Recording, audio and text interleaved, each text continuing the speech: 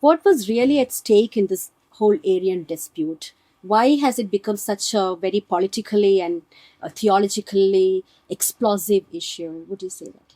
Yeah, as Dr. Varghese mentioned, Arius was gaining a lot of momentum in terms of his interpretation of who Jesus is. Of course, we can even see the whole creedal definition. The intent is to answer this question which Jesus asks in the gospel, who do you say I am? So at this point, people have to make a uh, affirmation for themselves who Jesus is and what he means to the world and the church at large. So for Arius, Jesus has to be interpreted within the larger monotheistic framework, which he is comfortable with. So he did find passages in the Bible, especially in the Synoptic Gospels, that Jesus could be identified as a created being, of course, an exalted being, but yet created. So the famous slogan attributed to him is, "There was a time when the sun was not."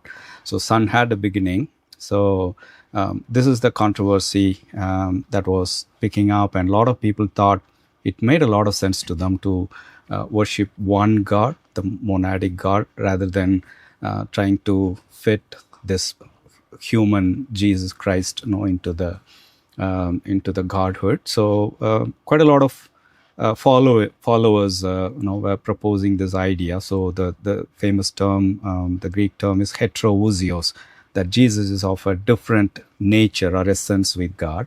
But at this point, already this is almost in the 4th century, and people have been worshipping Christ since the beginning. Right after Christ's death and resurrection, people have been worshipping Christ. So it it puts everything at stake, because then you have to say that people have been committing idolatry all this time by worshipping Jesus. So the very soteriological significance of Jesus is at stake. That's where Athanasius, of course, a disciple of Cyril of Alexandria, has to step in and say, no, the Son is eternal and consubstantial with the Father. So he used this, again, the famous Greek phrase or the Greek word homoousios, of same essence with the Father. So this is where, people, because of the worldview, worshipping God within the monotheistic framework, where Jews and others were looked upon because of their monotheistic belief, in contrast to the paganistic, polytheistic worldview. So everybody wants to get a kind of a pedestal in worshipping one God, and that's where the whole debate of who Jesus is comes into being.